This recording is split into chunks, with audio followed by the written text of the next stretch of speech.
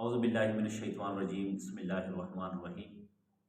یا ایہا الذین آمنوا توبوا الی اللہ توبۃ نصوحا۔ جس طرح کہ آپ سب بھائی جانتے ہیں کہ ترکی کے حالات کیا ہیں زلزلہ کے حوالے سے، کتنے ہمارے ایسے مسلمان بھائی ہیں یا اگر وہ مسلمان نہیں انسانیت کے ناطے سے دل خون کے آنسو روتا ہے ان کے حالات دیکھ کر کہ اس وقت ان کی جو سچویشن اور حالات ہیں،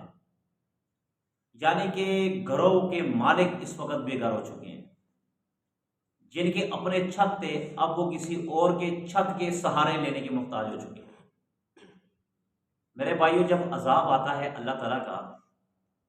تو وہ اجتماعی عذاب ہوتا ہے، اس میں پھر یہ نہیں دیکھا جاتا کہ اس میں نیک ہے یا برا ہے، جو بھی ہے وہ سب کو اپنے لپیٹ میں لے لیتا ہے، بلکہ یہ ضابطہ کلیہ آپ نے دیکھا بھی ہوگا، آپ نے پڑھا بھی ہوگا، آپ نے مشاہدہ بھی کیا ہوگا کہ جب بھی گھر میں لکڑی جلائی جاتی ہے تو سوگی کے ساتھ گیلی بھی جل جاتی ہے۔ ماچس کی تیلی اس کو بھی قبول کر لیتی، وہ یہ قدر نہیں کہتی کہ اس پر پانی ہے اس کو میں آگ نہیں دوں گی، بلکہ وہ اس کو بھی جلا کے راکھ کر دیتی ہے۔ یہ اس وقت جو عذاب آیا، یہ عذاب کی صورت میں یقین مانے یہ مسلمانوں کا اپنا کیا درتا ہے، کیونکہ قرآن مجید میں ہے ظہر الفساد فی البر والبحر بما کسبت ایدی الناس۔ اللہ قرآن میں کہتے ہیں کہ جب بھی ایسی کوئی عذاب کی صورت میں مسلمانوں پر کوئی چیز نازل ہوتی ہے تو وہ مسلمان کے اپنے ہاتھوں کا کیا درتا ہوتا ہے۔ اب کیا ہے، ہمارے گناہ دیکھ لیں، نیکیاں ہماری آٹے میں نمک کے برابر اور گناہ ہمارے بڑے بڑے پہاڑوں جتنے۔ دن میں ہم کتنے گناہ کرتے ہیں، جھوٹ ہم بولتے ہیں، غیبتیں ہم کرتے ہیں، نہ جانے کون کون سے گناہ ہمارے جسم، ہماری زبان، ہمارے ہاتھوں سے سرزد ہو چکے ہیں۔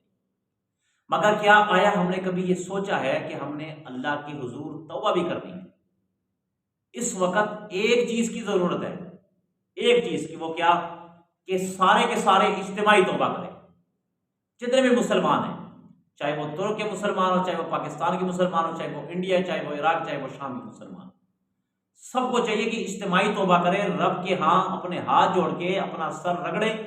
اور رب کے ہاں سر بسجود اور توبہ کریں کہ اللہ جی ہمیں معاف فرمائے، اللہ جی ہمیں معاف فرمائے، کون سے ہم گناہ کر رہے ہیں۔ اور یقین مانے ہر ایک آدمی اگر اپنے گریبان میں جائیں گے تو اس کو پتا کہ میں کون سے گناہ میں ملوث ہوں، ہر ایک آدمی کو پتا ہے، چاہے وہ میں ہوں چاہے وہ کوئی بھی، ہر ایک آدمی کو پتا ہے۔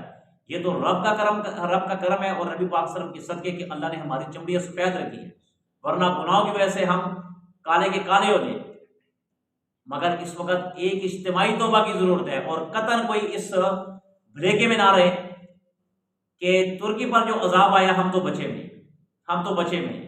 یاد رکھنا ترکی کی عمارت آپ کی عمارت سے زیادہ پکی تھی